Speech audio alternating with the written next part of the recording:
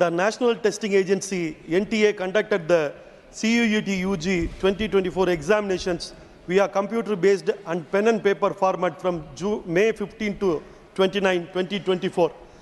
A total of 13,48,000 students appeared for the exams. Unfortunately, technical issues impacted several students, promoting a re-examination on July 19, 2024. NTA published the result on July 28, 2024, which caused significant stress for the students due to the delay. The centralized nature of exam and its result has not been beneficial for students. Specifically, the Tamil question paper were translated using Google Translate, which raises concern about translation accuracy. Despite the claim of a single window opportunity for admission across various universities and institutions, the process has proven to be a financial burden on students. Universities charges additional fees for counseling, further complicating the admission process. Students initially selected their preferred universities and courses during the CUET UG application process, but now face the need to apply separately to different institutions. For instance, Gandhigram Rural Institute closed its application process on July 31, 2024, while the University of Delhi had completed registration before the results were published. After the results were released, the University of Delhi reopened applications, causing confusion and inconvenience to the students.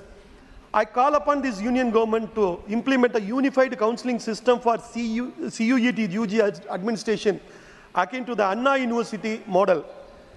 This would ensure a more streamlined process and prevent students from missing opportunities. Additionally, I request to consider compensation for the undue stress caused by the delay in result publication, sir. Thank you. Thank you, Mani Mohammad Abdullah ji. Honorable Shri Harsh Mahajan, concern over devastation caused by cloud burst in Himachal Pradesh. Honorable Chairman, Vice Chairman, sir, I'd like to draw your attention to the recurring and ongoing devastation in the state of Himachal Pradesh caused by extreme weather due to the climate change and unsustainable development. This has led to flash floods and landslides which have caused damage worth thousands of crores to infrastructure and public as well as private property. Several kilometers of roads have been severely damaged and completely washed away. Number of dams have also overflowed. Sadly, the loss of lives has been significant. About 400 people died last year, so far this year. Human life already stands who have died at 55 and 50 people still missing. Entire communities have been displaced and livelihoods have been completely lost. Honorable Chairman, Deputy Chairman, I would like to thank the Honorable Prime Minister for the assistance given by the central government after the devastation last year. The central government provided 1,800 crores under NTFRF and SDRF to the state. Further, the government gave 11,000 houses for the state. 2,700 rupees were given under PMJSY, and the NHI spent about 3,500 crores for repair of roads. After devastation this year, there is an urgent need for continued relief and rehabilitation of the state. The central government has already released 61 crores in relief aid. I would also like to thank the Honorable the Finance Minister, who in this year budget speech included Himachal for infrastructure development. Further development has to be sustainable, keeping in mind the fragile ecological state of the mountains. All the dams of Himachal must have strict regular safety checks. A historic and scientific solution should be implemented to check muck dumping and dams and roads. Road construction by the NHI needs to be redesigned, keeping in mind the unique mountain terrain. Honorable Chairman, sir, this is a serious matter which requires urgent and continued government support. Thank you. धन्यवाद हर्ष महाजन जी। माननीय Shri B Partha Sarathi Reddy, demand for government intervention to bail out dedicated ethanol plants in India. Thank you, Honorable Deputy Chairman, sir. And I wish to draw the attention of this esteemed House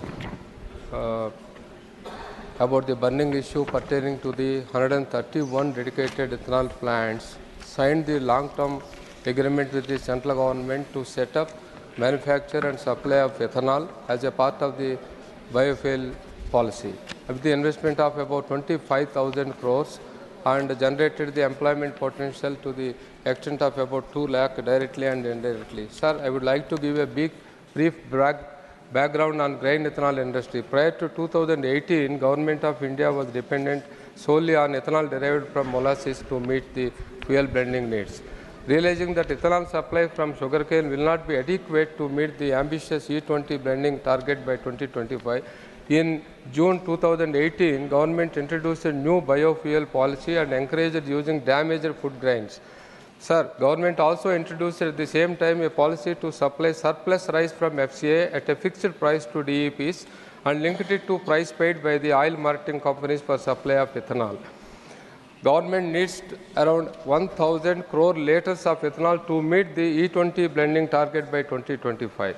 Inspired by the Government of India biofuel policy, in the past 4 years, nearly about 131 new grain-based DEPs were set up across the country to meet the surging demand for the production of the ethanol. With the investment of about, as I mentioned, 25,000 crores, with a capacity to created 600 crore liters, meeting the 60% of the overall requirement of the country. In July 2023, government has abruptly stopped supply of surplus rice from FCA to DEPs and encouraged the entire industry to move to maize as the primary feedstock.